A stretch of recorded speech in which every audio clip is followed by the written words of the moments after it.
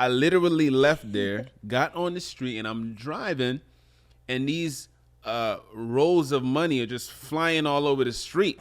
And I pulled over quick. I was in the street. All the cars had stopped at a stoplight, and I just found all this money. I'm looking to see if anyone's searching for their money.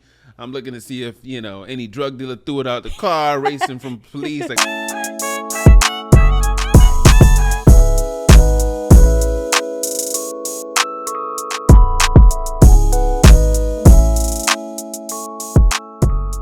hello, my name is Konata. What up? I'm Amanda. And you are watching Our Small World. What's the up? podcast. What's up? What up? How's it going? Great. How you feeling? I'm great. Nice watch. Thank you. Yo, I bought my wife Yo, this you watch. didn't waste I'm not any warming up time. at all. I bought my wife this watch 4 years ago, right? She wore it like 3 times, and then it got stuck on her arm. She Yo. got all claustrophobic. Okay, wait. Because you about to make me sound crazy. A little bit, because you are a little bit. It is crazy. I got issues. So the clasp broke on my watch, right? And it got stuck on my wrist. Mm-hmm. And I panicked. Because then I couldn't breathe. Because I felt... Wrist, lungs. Continue. I couldn't breathe.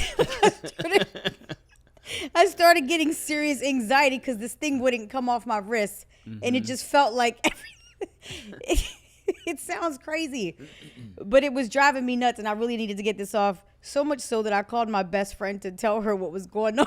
She starts laughing. She said, "Are you serious?" I said, "I'm so serious. Like, I need to get this off of my wrist." She's like, "Yeah, don't ever get arrested." You couldn't go to jail, not even for a second. So this happened. Then the watch, wasn't worn again for 4 years. I needed the clasp. Like, we needed the clasp, but I think there's more to the story, as you just heard. There's some PTSD happening with the watch. So finally, I got it fixed. It was expensive to get it fixed, but it was worth it. And she's watching it. She's watching it. I'm watching it. I'm wearing it. So. Thank you for my watch. You're welcome. And I You're love it. welcome. Look, guys. Ooh. Look at that. See the that? class works. It's Freedom. Wonderful. It's wonderful. It is. It's wonderful. I remember this song. It was called Money, Power, Respect. Ooh. Remember that? Money, Power, Respect. It's the key to life. Money, power, respect. What you need in life. Hey. I think Lil' Kim had the best verse. Always. The females always do. Okay. Come on. She had. We're about to digress here, but Lil' Kim definitely. She had the best verse. You said always, though. Do we need to go down? She didn't have the best verse in that other one. And I'm steady trying to cop those colossal size Picassos. Like, he had the best verse. Anyways, so we're talking about money today. Nicki and Monster, right? Yes. Hands down. Hands down. That's not even debatable. Lauryn Hill, every Fuji song. I mean, come on. Yes. Yeah, sorry. I don't even know why I gave that a second thought. Because this would totally turn into a whole. Yes, Lauryn Hill. But anyways, she can do no wrong. So we're gonna be talking about money, power, respect, not just money. And this is something that, we should talk about, because Absolutely. It affects everything. It affects how resourceful you are, how resourceful you can be, how responsible you are, how irresponsible you can be. So, we first got married. Mm-hmm. We had some mistakes that we made. All right. We got married, and I don't think we were in very much debt when we got married. We were not, thank God. Yeah. I had a few little credit cards and those types of things. So, you know what your mom did to me, when we got married? I was like, wow, this is wild. What did she do? So Tread we didn't lightly, by the way, you're talking about my mom. That's my mom, too. What you talking about? Relax. I can say whatever I want. Just got to make sure. You know what my mom did. I'm 17 years into this. I can say what I feel like. You know what I'm saying? What's up, Leaving Perlene? Say Cleveland. something.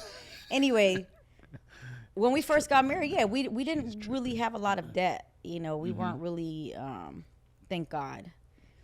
You had been traveling. We were both traveling, but you had left to go travel and do music and ministry and stuff like that, missionary stuff. And I remember when we got married, we pulled up to your mom's house for dinner or something like that. Hey, your mom slid me an envelope. What? Your mom slid me an envelope and she said, "Congratulations." And I was like, "What is that?" She's like, "Your husband's credit card debt." I was like, "What?" What? Why am I hearing this story Yo, on it this was the podcast funniest right now? thing ever. And I was like, "What?" I was like, "He doesn't have any debt." She said, "Oh, yes, he does." And it was that credit card you had from when you were traveling. I guess she was the one that was paying it, whatever. And she slid it over to me. And so she helped me to understand that, now your debt had now become my debt. Absolutely. And so that was the first lesson I learned about two becoming one.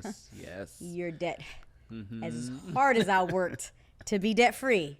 Oh my gosh. I acquired some debt. But it wasn't anything crazy. Right. It wasn't crazy. crazy. It was like a couple $1,000s. 2 G's or something like that. that. That was a lot for us back then. Though. Well, yeah. I mean we were still like 2 years old, but yeah. And I remember when we went to go buy our first vehicle together, right?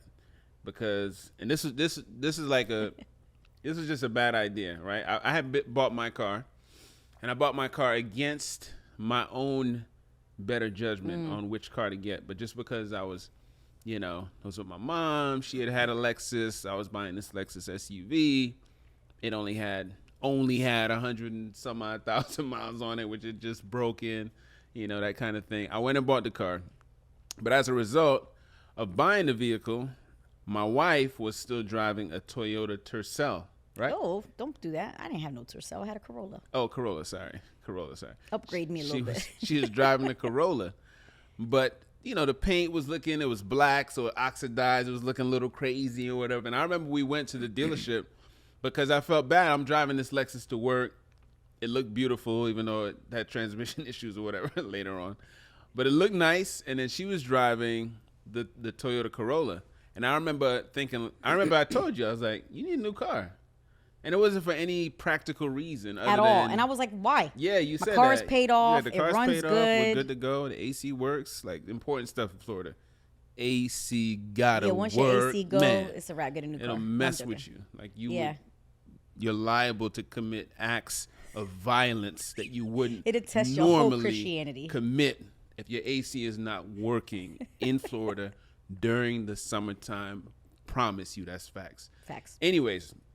AC's running, everything's going right with the car. I come home one day and I'm like, hey, let's get you a new car. She didn't want to, but I talked her into it. Like, you don't got to talk people into something like that. So I talked her into it. We went down to Volkswagen, got her a brand new Passat. I think it was maybe a year old or something like that. Yeah, it was like a year old. Beautiful, green with the interior. Or what color was it? Was it green? It was like a bluish. Like a bluish. I don't know. Yeah. It was nice. Cream interior. Butter It was interior. beautiful. So we went and we acquired more debt, but we didn't need it. It was just more like I just felt like she needed to look better in the vehicle she was driving. And what I should have done in hindsight, and what I do in practice now, is I make sure that my wife drives a better car than I do. Should something happen, I can take care of myself. I can get a tow truck. I can change my tires and all that kind of stuff. But if something happens to her, whether she can do that stuff or not, it's less likely to happen to her if she's in a better car. So that's what we practice now.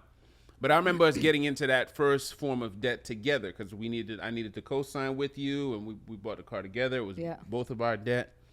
And that was just the beginning, and we I think we handled it well. We had some credit card stuff, but our biggest thing, what was our biggest expenditure? Was it food? Food. What's our biggest spender now? Food. So nothing's changed. But before, we didn't budget for food. We would just be out every night eating food at all costs. There was no like budget for it. So we would just spend money on food till we're at the limit of our bank account, and then hope for the next paycheck. So it's living check to check. We're living check to check. Yeah. Check to check. And it was did we have equal bank accounts at the time? We Shared? did. But we had savings. So I think this is a thing. Like, I think when I always look back, like we did have savings, but we could have had more. And I think we just splurged because we were just like, oh, why not? Like, and I just think I always look back. I'm like, man, I wish we would have just. There was just certain things that we just didn't need, like the car. We were paying. I forget. It was like 3 something a month. I remember. It's Like, 355. $355 a month. Dang, you remember that? I remember and that joint. in my mind now, I'm like, you know what $355 a month would have been if we would have just put that away in stocks or in savings or whatever. I remember when we came home from our honeymoon. I remember from our wedding, we got like $5,000 or $6,000 from our wedding. You know, we were blessed. You know, my parents paid for our wedding, so we didn't have wedding debt. My mom paid for the Your honeymoon. mom paid for the honeymoon, so we didn't go into debt for that. So Right, we our Fresh start. family made sure we were starting off well, which we are so appreciative of. We were even gifted by my sister's friend at the time, and he blessed us with brand new floors Floors for for our the house. house, Wood yeah. floors all over the place. Yeah. So So we started off well. Like our village definitely started us off well. And I remember we had about $5,000 or something like that in that we had gotten from the wedding, from the wedding. the wedding reception. Yeah, Excuse me. And we blew through that $5,000. Like we just going out. I don't even know if we bought anything for the crib. Like I think. Oh no, lies. Maybe a couple Mentira. things. We bought I remember the first purchase we made together was the TV stand. Oh, okay. We bought that little TV stand. I don't remember where we got it from. And then we bought ourselves a new TV because we had some little miniature TV that my grandmother, God bless her soul. True that. My grandmother left me this TV when she passed away, and it was dumb small, and it felt like the more people who watched it, the TV just got smaller. Like but they're whatever. watching on a cell phone. It's just like, what? Is that a person? But we had that for a while. Like I had Yeah. that TV for a while, whatever. And then I think our first purchase was the TV stand, and we bought ourselves a TV. But other than that, like we just kind of did whatever we did. And I wish we would have at least took half of that money and put it away in savings and did something else with it. And at one point we were paying, both. My car note was like $272 or something. And yours was $355. So it was well over paying $600 a month for both of these cars. And yeah, we just, we had a healthy debt flying out of the window. And it wasn't until I think maybe a year into it, or maybe 6 months, when that 5,000 ran out, we figured out that we needed to kind of tighten things up. And I remember the first time we did this, and I remember we had cut cable. Remember, we cut our cable, and all we had was these, DVDs coming in, and we would watch them, and then we would chill. And it opened up us, to talk more and all those things. But the other residual effect was we eliminated a bill so that we could start, on this journey.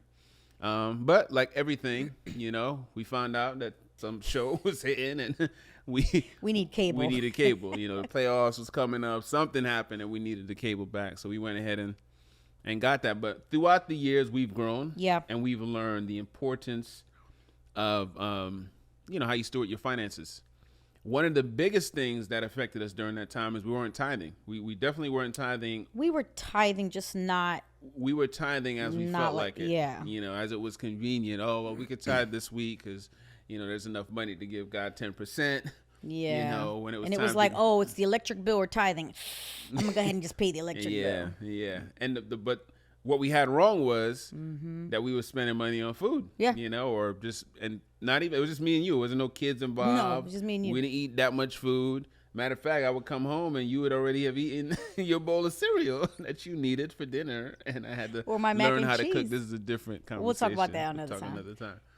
But yeah, I mean, we learned quickly that we were spending too much money, and then we quickly started budgeting. We finally sat down. I was like, all right, let's create a budget and figure out how much money it is that we're actually spending. Yeah. And when we actually sat down and calculated what most of our money was going to, and we were like, oh my gosh, we were spending like $800, $900 a month on food, like going out to dinner. Not groceries, food, restaurants, stuff.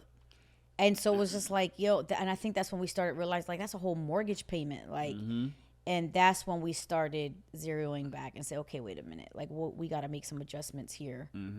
So some of the practical things we did, like I worked right next to where my mom lived. So what I would do instead of going out to eat is I would just go to her house and I would just make myself an egg sandwich. Now, this may have dipped into my mom's budget in hindsight, because now it's eating her food like back home.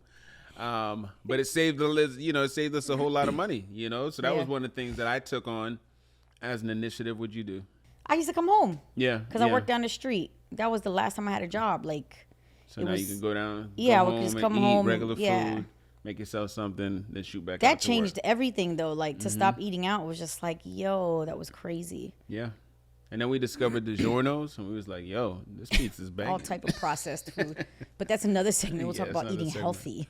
healthy. So that was it. I mean, that kind of changed everything. And then what really changed us is we ended up doing full-time ministry. Yes. And And I would so say that's the that biggest changed staple. everything for us because then it was like, okay, what can we realistically live on? And I think that's really for us was like the eye opener of Yeah. because it wasn't even that we weren't doing well financially. Like we were doing very well financially. Like you were well into your career. I was well into my career. When I look back now, I'm like, oh my God, like I do. I have moments that I'm like, we just did not do it well. That's why we try to talk to people about finance, especially young couples, because a lot of times when you first get married, you feel like, oh, I need to get the nice house and the nice car and and you really don't. Like, just pile up your money so as life starts to happen, you can now just live better. Again, thankfully, we weren't in like this crazy debt. But when I look back now at how much we were making together, we would have been further along. And so I think when we started deciding if we were going to go full time doing music, because at the time, now we were smart with this too. So for those of you that don't know, we were in a hip hop recording group. Hip hop. Money, power, respect. I am The not Little Locks. Kim. Just joking. We were in a group called Rhema Soul. Yes. Rhema. Check us Soul. out on YouTube. Yeah, check us out, Rhema Soul.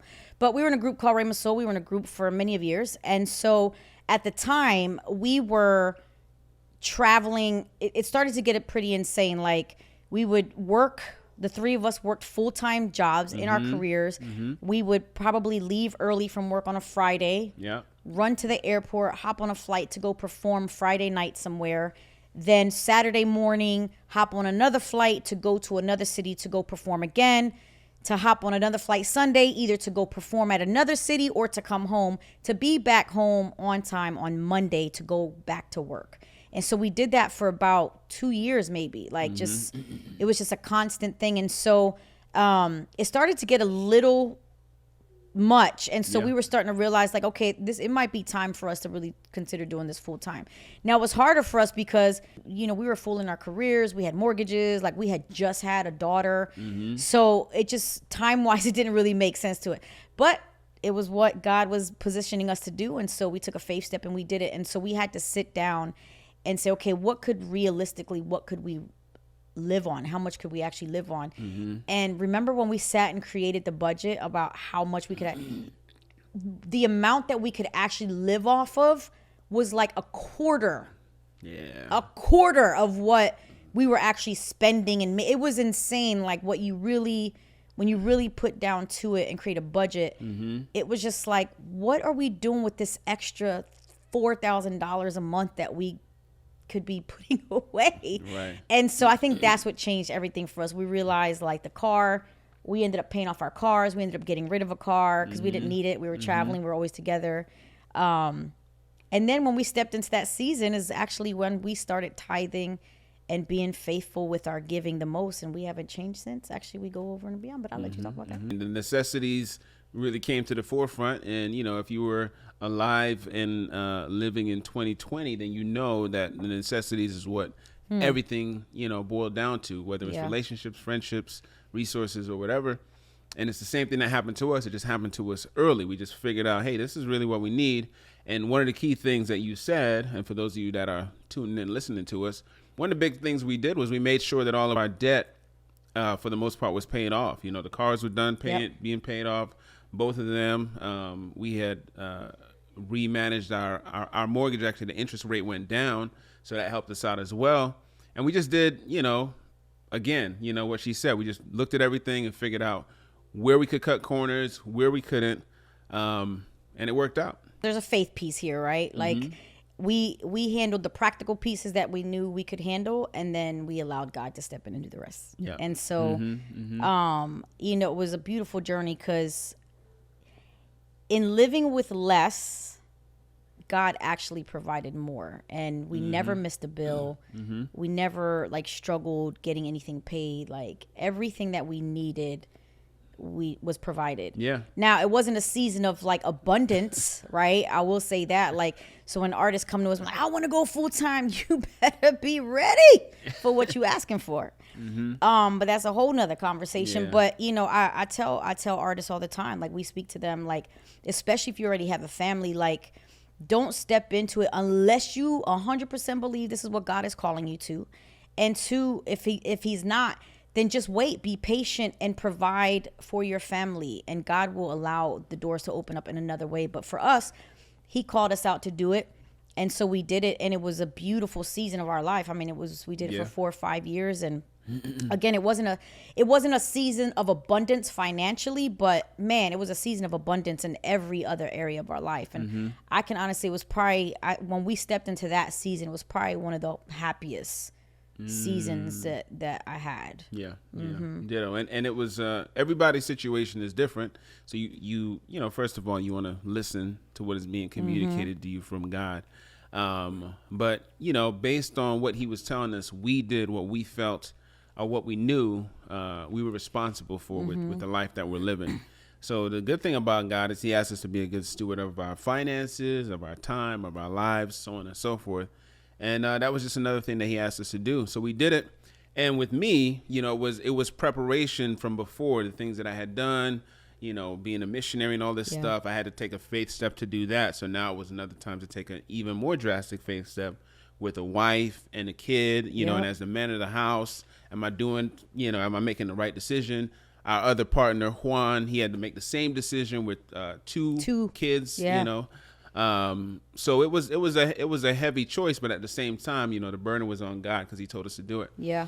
I think the beauty in this, because I want to make sure we don't miss the beauty of all of it, right? Because we can talk about practical stuff, but yeah, I think what we learned was that when God can trust you with a little, he knows he can trust you with more. And I remember in that season, there was small things that he would do to kind of like see, well, let me see what I can trust y'all with, right? And I remember one time I went down to Miami to a church. They were having a conference, and I was with a friend of mine. And I remember we went down to the conference, and I didn't have a whole bunch of gas in my car, but I knew I had enough to get me there and then get us back, right? And I had $20 in my pocket, in my purse. That $20 I needed to last for the rest of the week, right? Like that was my budget. That was my budget. I needed that $20, right? So I'm in the conference, and the lady's talking about these new wells that they're digging in this country. And I mean, the story was phenomenal. I'm like, man, this church is awesome. They're doing something amazing in this country. Like, we take things for granted, like water, like running water, right? And so I was just so inspired with this thing that they were doing. And I just heard the Lord tell me to give the $20. And I was like, whoa, hold on a second. And I was like, I need that $20 for the week.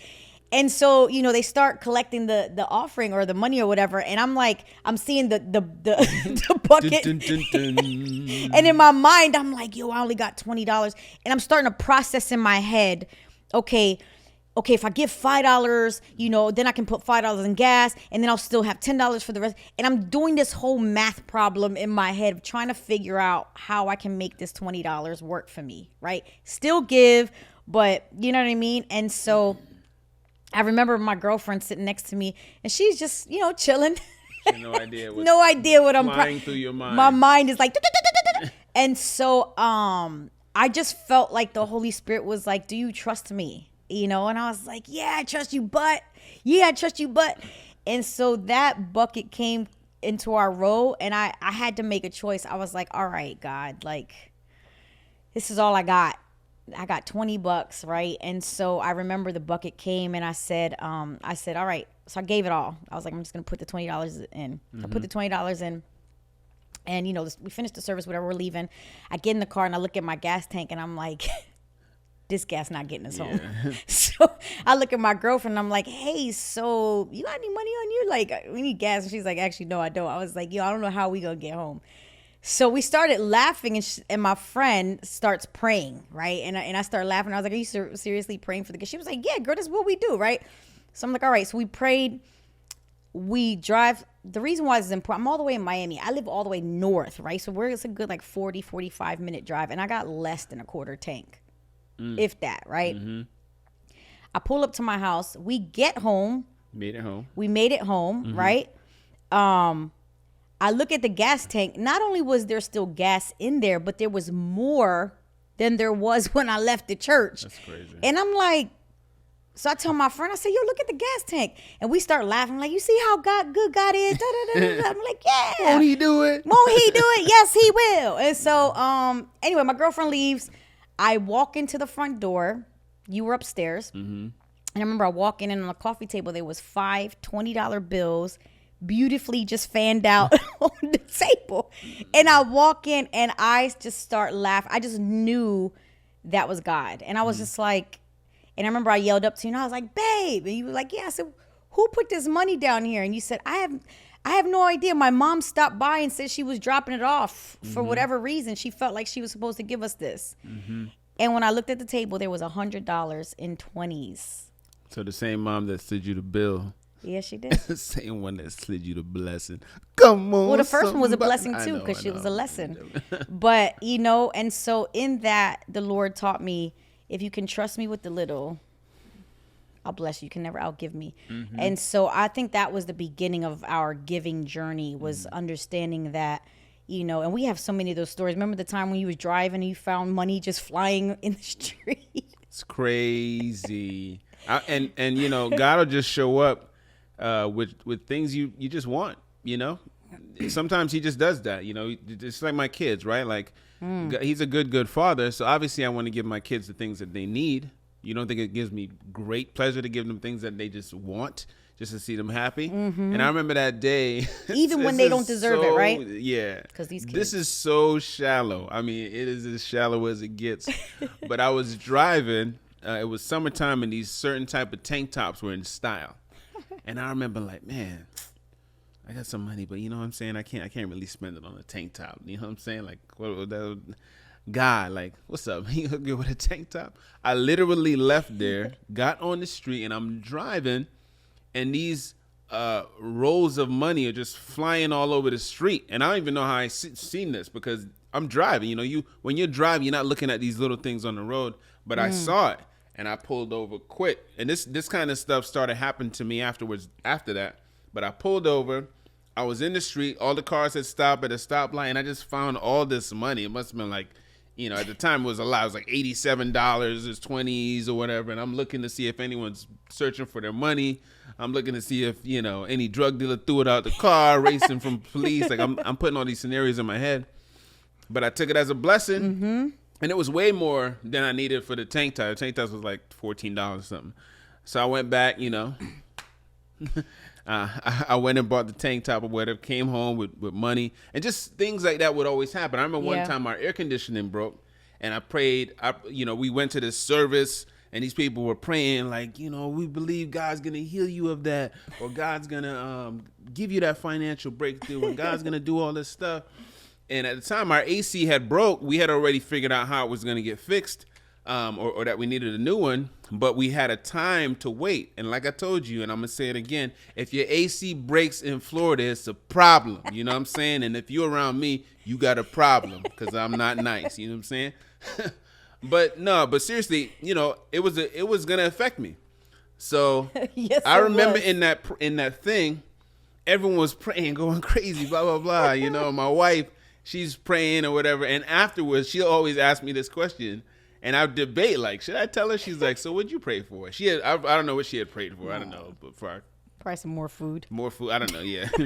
She asked, so what'd you pray for? I said, man, I just prayed that God would provide a nice cool breeze in our house until this AC gets fixed.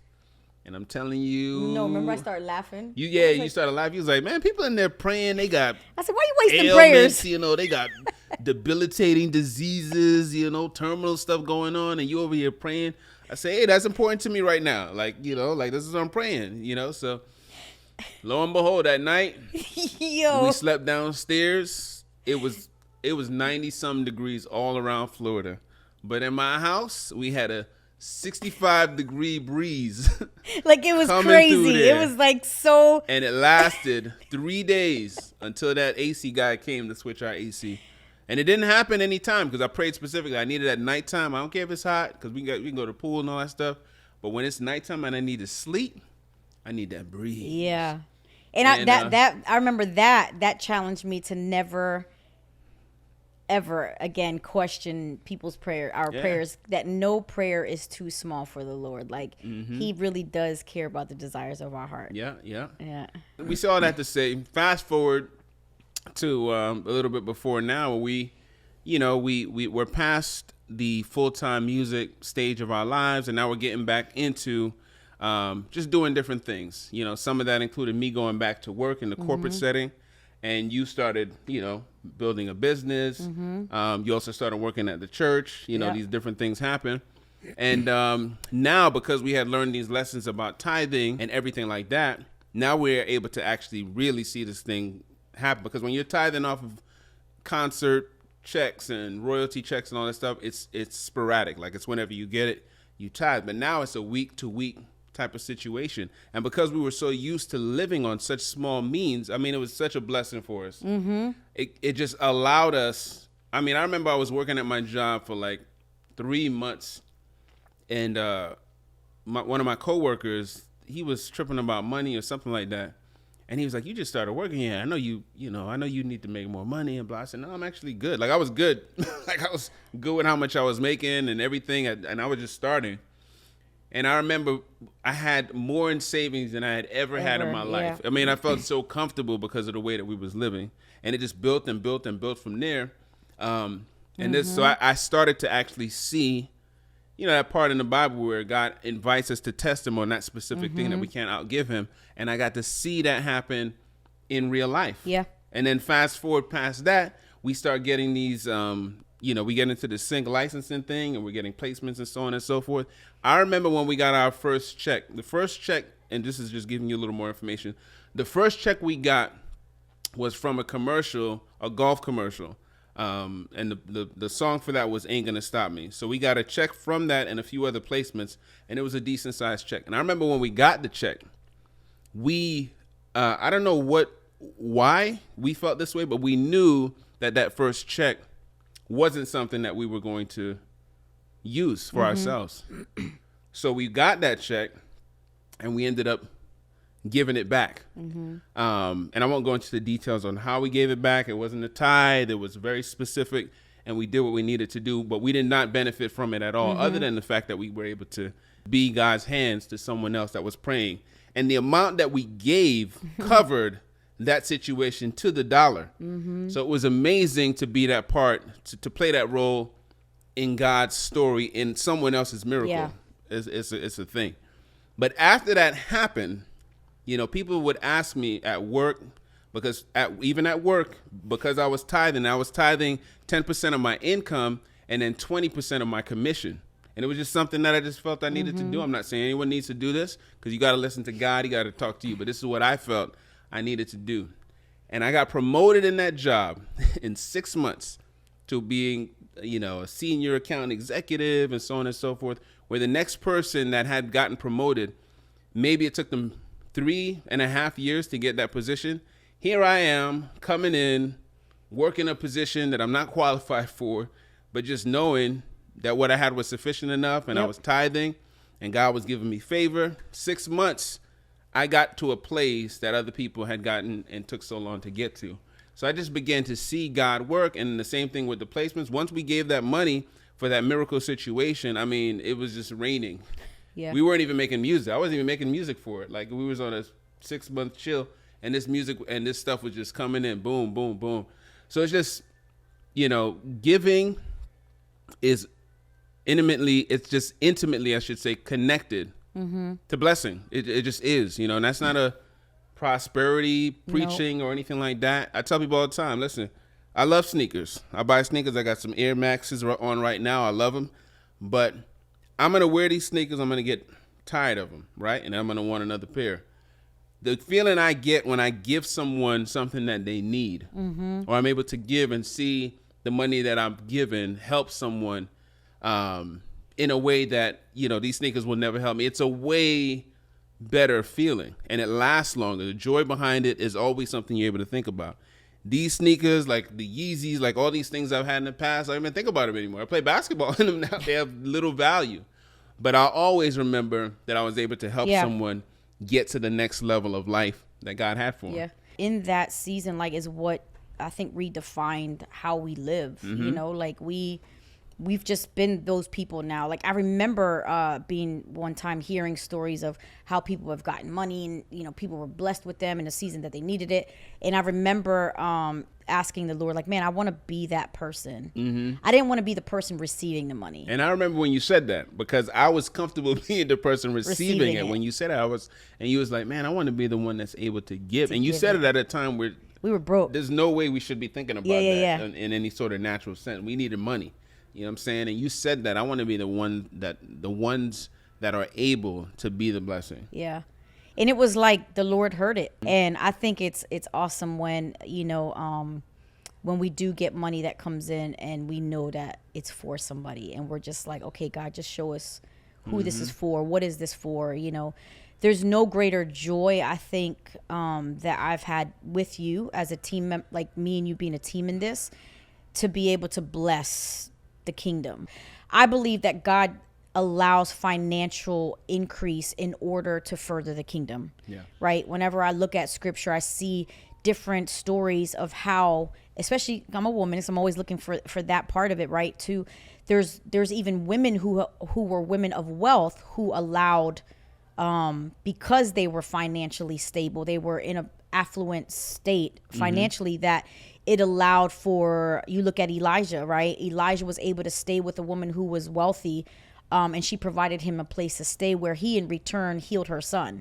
And so I believe that as people of God, that we are allowed to have it. It's the heart behind why we have it. Yeah. Do I want to have this financial increase because I want to pull up in a new car? Like, no, it's not that we can't have a new car. It's that if I have a choice between getting a new car, or if the Lord told me to give that money to an organization that really needs it, which choice am I going to make? I love when I think about the idea that God wants us to partner with him. Right? Like, that God wants us, he wants to partner with us, right?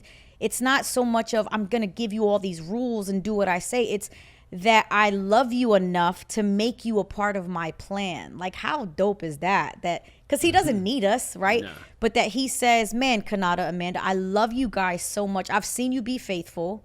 I've seen that I can trust you. It's almost like, yo, you trying to go with me to go do the, you know what I'm saying? It's like, yeah, let's roll, right? Like, that's what I feel like God does with us, right? That he says, hey, let me tell you a secret. Guess who we're about to bless, right? Yeah. And I love when we've had those moments that we've been able to be those people. And I love that God did hear my heart and your heart in a season that we did not have. We were in a season of lack, per se.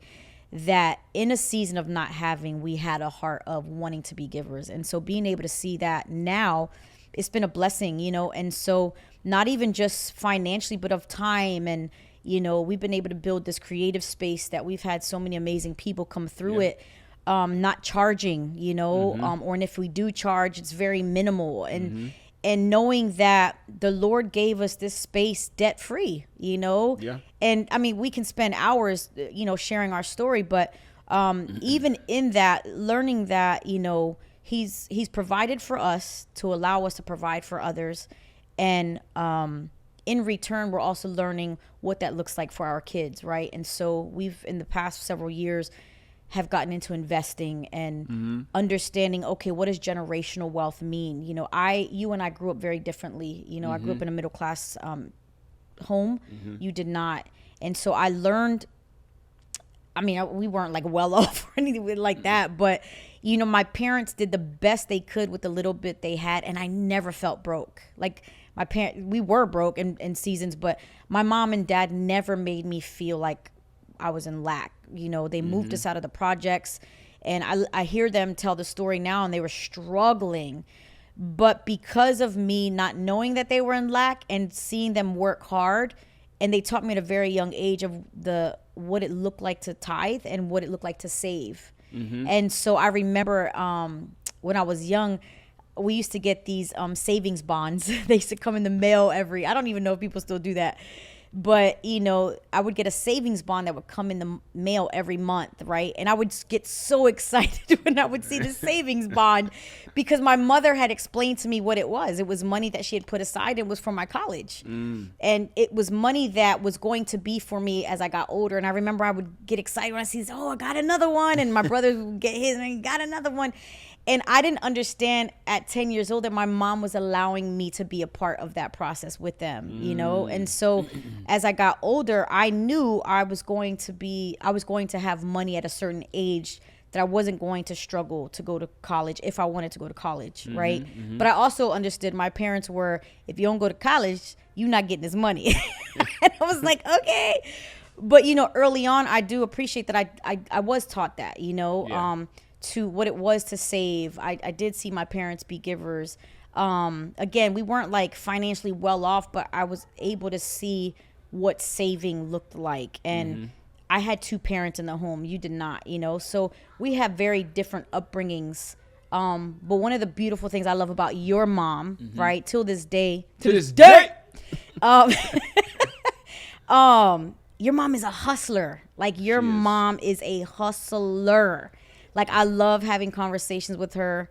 I don't think your mom will ever stop working. Like I love, and it's not even that she's trying to work for only herself. Like now she's in a season of life that she's wanting to make money for our kids, you know, and watching her, I've been able to see that in you. So yeah, my mom just had that hustle in her. And, you know, we obviously, you know, from the things that we learned, one of the easiest things we do is we learn that with investments, when you invest, the best thing to do that we've learned is invest in something that you know about, you know, something that you're aware of, a product that you use, so on and so forth. Yeah. In the same respect, an investment is an investment, but the best investment that anyone can make, and I tell anybody that, is to invest in the kingdom. Yep. Second best is investing in yourself. You know what I mean by that is there's something you want to do, if there's something you want to pursue, invest in yourself. That doesn't always mean money. You want to play basketball, invest time in yourself to go play and shoot and dribble and do all the things you need to do. Investment a lot of times is sacrifice because where you put your time, where you put your money, you know, someone said it the other day, I could look at your bank account and I could tell where your heart lies. And it's just a true statement. It's the same thing for your time. I could look at your schedule.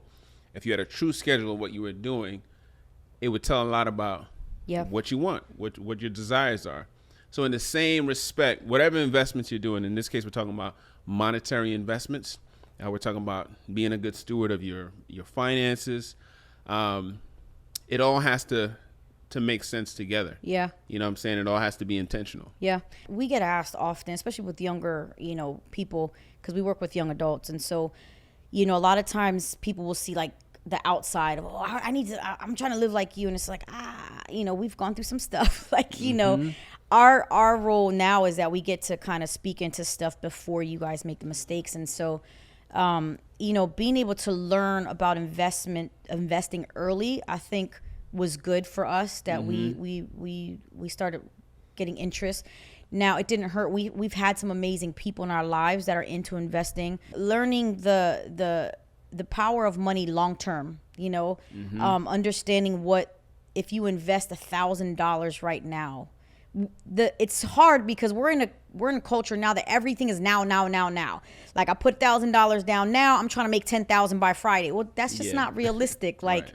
You know, unless you got Bitcoin or something. But right. You know, even then, unless you're you know, day trader, unless you're a day trader, that's what you do. Yeah. But if you understand, you know, the power of the dollar, you know, and time, those are two. This is what you do, right? Yep, like you trade money for time or whatever. Present value. So, you know, understanding that, because a lot of people will say, well, I don't have any money. Well, yeah, you do. You just stop drinking coffee for the next 3 months. And I bet you got some money that you can put aside and invest in some stocks or invest in whatever that looks like, another IRA, a Roth IRA or whatever. But getting people in your life that understand financial investing, tapping into the older generation, you know, Mm-hmm. they're going to understand investing. They can actually tell you the mistakes that they made and say, man, I wish I would have done this. Like, Mm-hmm. you know, I have conversations with my father now that he's like, man, I wish I would have knew this earlier, you know? And that has been awesome for us that we've been able to have those people in our lives. And then too, we got some dope friends that are willing to talk about, I think that's some boss moves when we're sitting at dinner and we're like, so what'd you invest in this week? I feel like such a poser sometimes. And the best thing though, like even to get to that space, like you're talking about, to be investing and so on and so forth, there's also going to be a season, and I think the season is important but not mentioned enough. And there's a season of contentment, so that you are grateful for the things that you have. You're able to take a inventory of your life and really appreciate and be grateful. Because if you don't, there's a saying, you know, the Wolf of Wall Street, all these people that were maniacs, Madoff. Yeah. These people had a philosophy. How much money is enough? Their answer was always more. That's not an answer. There has to be an idea, and this changes from season to season depending on where you are, where you have an idea. But before you get to that place, you have to literally be content with what you have. You have to be a good steward of that car you have. Make sure it gets its oil changed. Just make sure it's washed and cleaned. She just gets me on that. But you got to do those things, because I remember one time in particular, and this really is a significant time in my life. We pulled up during the time in our lives when we was doing full-time music. And again, we weren't at the top of wealth or anything like that. And we weren't on the struggle bus, but we was pretty much we were just making it. You know, we were good. We were getting our daily bread. And I remember we pulled up to this house, and everyone there was around, you know, our same stage of life with kids or, you know, little kids or whatever. And when we pulled up, we parked our car, and I remember looking at all of their cars, and all their cars was dope. It was like an Escalade, and then it was a Lexus, and then it was whatever, and they were all brand new, where our car was a little bit older. And I remember looking at their cars like, man, geez, like we need to step our game up. We need to, you know, and God checked me quick. He's like, listen, you don't need anything. I need you to be you. And we harp on this all the time. I need you to be 100% you. That is not yours. That is not for you, because what you don't know is that what you're seeing out here is a world of debt. That thing you drove up in, you'll drive out and you can sell it tomorrow, and you'll get 100% of the value that it's worth tomorrow. Why? Because you own it. You have the title on it. The other car you have at home, same thing.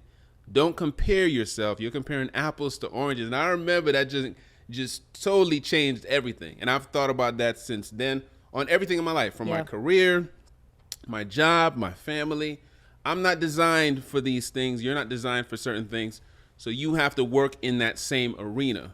Because you're sitting next to your friend and they're richer than you, or they're talking about all these things that they're doing, and you're not quite there yet, doesn't make you a failure. It just means that stage of life is not for you yet. Yep.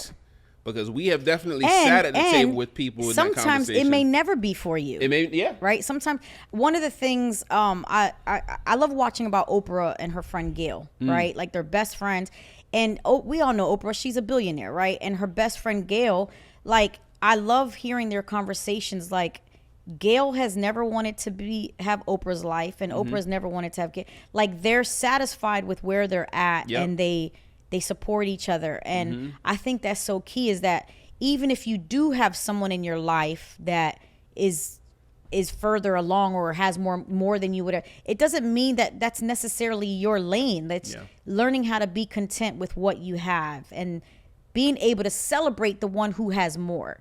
I think that's key, is that I think it's when people start to kind of envy and be like, oh, well, I want more because they got more. Well, why? Like, you know what I mean? I think that's the part that we always have to be careful with, that we're not comparing, like you said, with the car. Absolutely. And then you realize, like, wait, actually, I'm doing better because I do own this car. I don't have a car payment.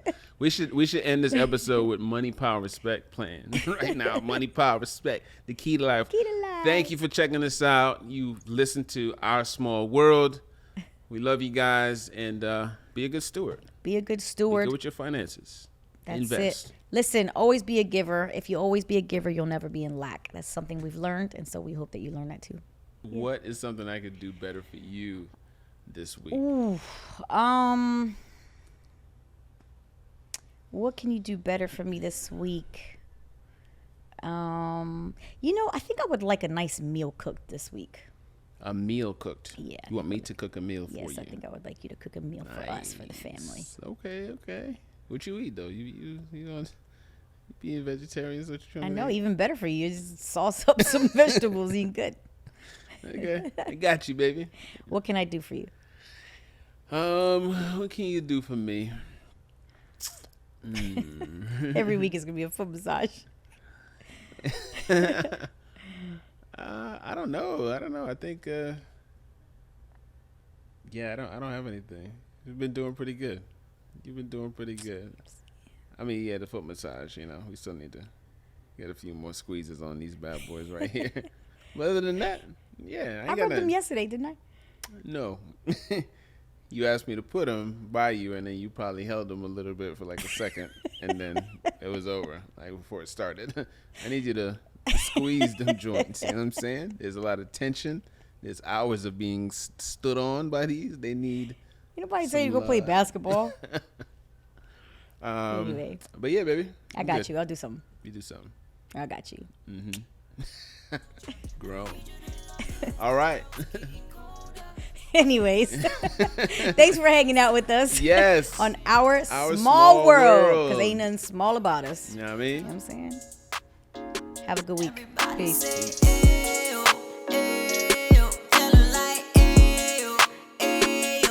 Tell them we okay though.